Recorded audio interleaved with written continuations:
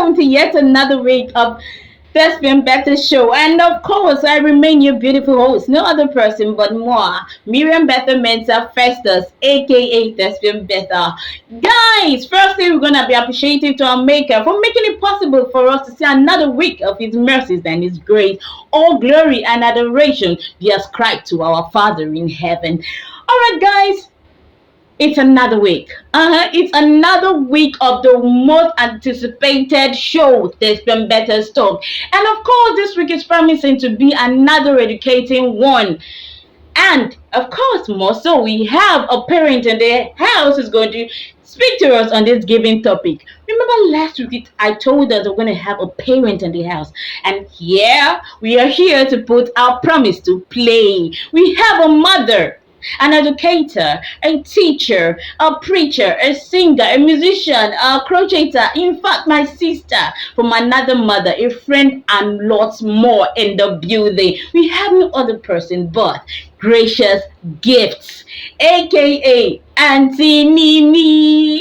Aunty Nimi is in the building for us today. And it took a whole lot to get her on this show because she's so busy. Her schedule is buwai. But thank God today she was able to sacrifice her time for me or us on this show to talk to us on the topic: should the use of cane be abolished in school? Part 2. Should the use of cane be abolished in school? So guys, tighten your seatbelt as we hear her view, whether she's with us or against us. Is the topic accepted to her or not accepted? Right, so the parents in the house, our teachers, our school owners, this is for you guys. Why don't you sit, relax, and hear our view? Let's see how we can apply this to our educational system in schools, if it should be accepted or not in the society, with its dangers and its positivity to the society. Let's see which overpowers the other. Should it be accepted or should be declined in schools? So guys, Aunty Nimi in the house, over to you. See you there. Hi, good day, viewers out there. I am Gracious Gift, and I have been asked to talk about the topic by Thespian Bertha: should cane be used in school? Okay, firstly, I want to appreciate Thespian Bertha for this opportunity. Thank you so much, sis. Yeah, it's such a privilege to be able to talk about an educative topic like this. All right, so should cane be used in school or it should be abolished? Well, I'm just going to talk from my own point of view as an educator. I would say that cane should not be used in school because the use of cane has created more havoc than good to our children in the school in recent times, and this has really caused the reason why this kind of question is being asked. First of all, we want to look at why should a child be beaten. Of course, we all know that children are wonderful and they would test your patience as an educator. They would provoke you. You ask a question from a child, knowing fully well that this child knows the question, knows the answer to the question, and then this child decides to be naughty. You're frustrated, you're infuriated, like, what's this? And then you want to spank. I know how it feels like.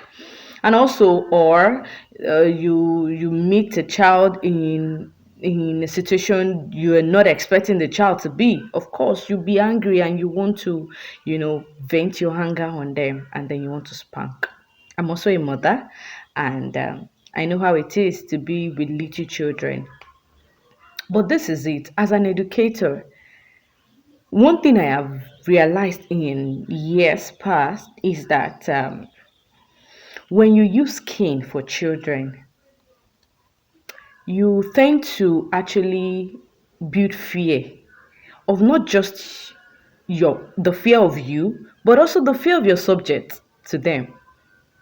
I remember so many years ago that I was teaching before I started teaching music.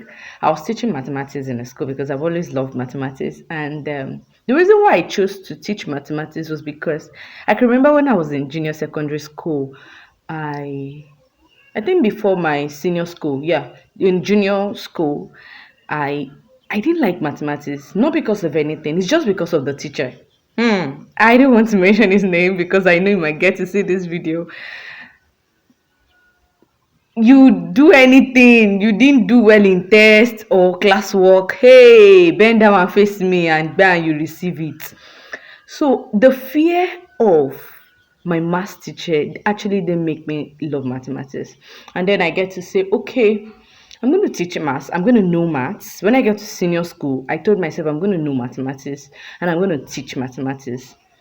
And then, of course, I got to teach mathematics in one secondary school that I once worked with. I worked with a junior secondary school, that's JSS1 to JS3. And one of the things I instill in them is that mathematics is not difficult, it's simple, easy to understand, and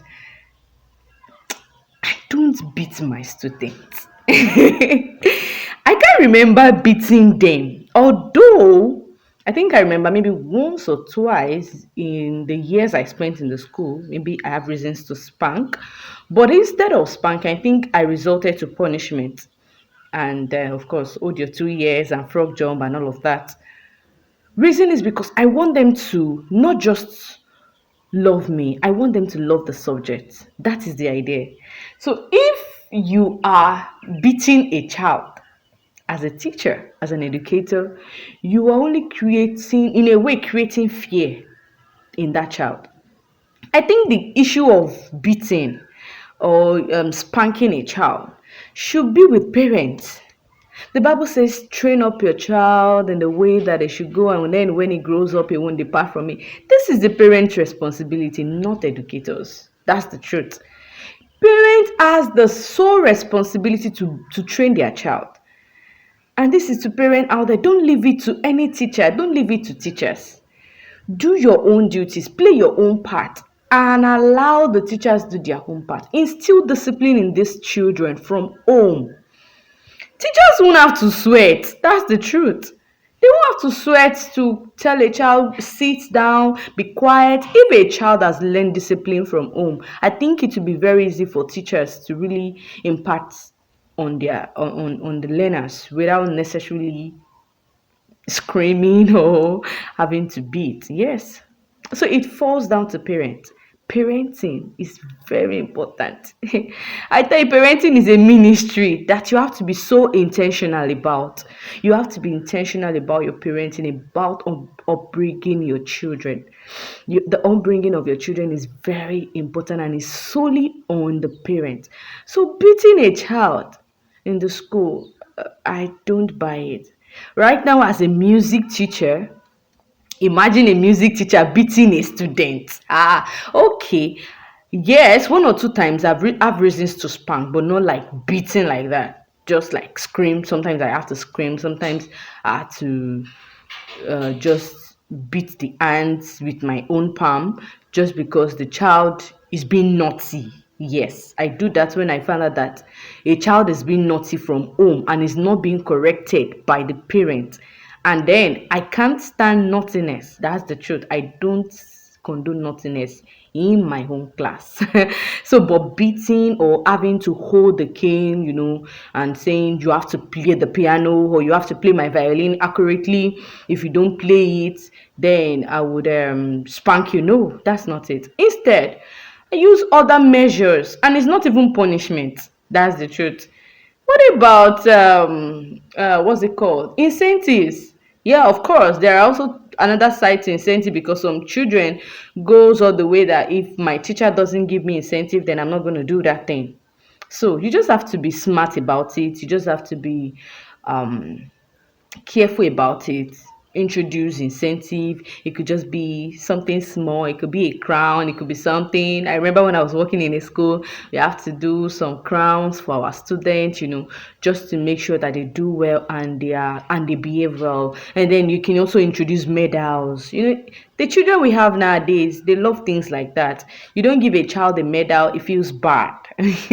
So I think the use of cane should be abolished because it has really created a lot of havoc. You hear news of children fainting because the teacher spank, and the truth is, I tell you, except you are being careful, you can actually spank a child angrily and injure the child, except you are being careful and you've managed your anger so well. So, I think caning or beating should be abolished in school. Thank you.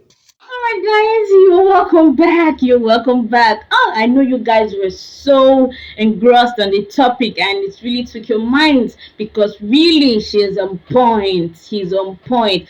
But firstly, I want to say thank you so much, my sister and friend, Aunty Nimi, Nimi. Thank you so much. God bless you, my sister. Thank you so much, gracious gift. I love you, of course, you know that. I heart you so much. Alright, guys, back to our given topic. Should the use of cane be abolished in schools? And you, of course, you heard what she says. She says it should be abolished because of what their eyes have seen whilst growing up, and as a teacher, and what she has seen and stories we have heard in the society today, especially in Nigeria and Africa as a whole. Now, guys, first, remember the Bible made us understand that you should spare the rod and spoil the child. Okay, so now with that idea, most of us feels that spare the rod and spoil the child means you must cane him till he die. You cane with all your power, strength, and mind, and spirit and soul before the child can be corrected. But I want us to understand one thing. But before I go in there, I last week, previous view, I said I am on the path of 50-50. Yes, it should be abolished, and no, it shouldn't be abolished. Yes and no. And why did I say that? I know you'd be like, but then there's no solution, because that's what we do. We find solution to topics here. But not to worry, I'm going to state the reason why I said yes and no. Now, in the aspect of yes, it should not, it should be in schools. Cane should be accepted in schools. I mean, it should have a selected number of persons who should have access to the use of cane. Yes. Now, who are these persons? The headmistress or the principal? Yes. It should be the one who should have access to canes. Why I say the principal is because, or and headmistress, because most times these principals and headmistress, they're usually parents, elderly parents, and they have idea what it is to birth a child, the pain it takes a mother to birth a child, so they know how to handle the child and flog them wisely without abusing it. And it won't be something done often, just once in a while. So it will be more respected. Use of cane will be more respected and dreaded because not used often. But you know, when you keep beating a child, get to a point the child gets used to it, maybe just to beat us. Understand? So it will be more respected. That's why I say. That's why I said. I say it shouldn't be abolished because the principal should have access to it, and the headmistress have access to cane once in a while. Now it should be abolished because the teachers most times abuse it. They flog the children, they pour their aggressions on the child or on the student because just imagine the teacher asks a question and the child fails it, and then bring your hand, bah, bring your back. Bah. Please, when you want to flog a child, don't flog in vital parts of the body. The palm is just fine. You mustn't have to flog at the back, the head, the eyes, the chest, whatsoever, the tummy. Why? Why? Even the buttocks, I do not accept. The palm is okay. Not even on the surface of the hand. Not even here. It's very painful. I know you're trying to make them feel the pain so that next time they won't do it again. But then, you know what you are creating on the child. You are creating an everlasting mark on the child. Okay, I know you'll be like, and children of these days, they are very, very stubborn. Computer age, very stubborn. We know. But I think punishment will go a whole lot way on this aspect. You punish them, give them punishment like pick pin, ride Okada, like what my sister said. Pick pin, ride Okada, frog jump. Understand? They should wash the toilet in the school. The toilet, by the time they see things with their eyes, they smell and see at the same time. Nobody will tell them to that their brain should reset.